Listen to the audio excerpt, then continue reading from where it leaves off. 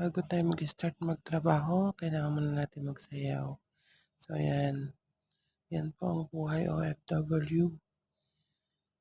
Sa mga katulad kong mga OFW, alam ko relate kayo sa mga ginagawa namin.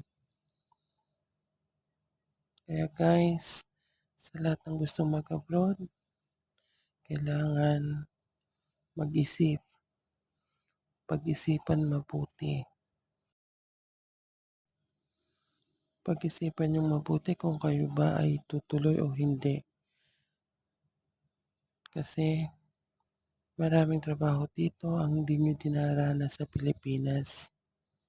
Tulad ko, ayan, once a month linisin yan. Take note, hindi lang yan, pati ang mga aircon. Mabuhay ang mga OFW, mabuhay tayong lahat. Amen.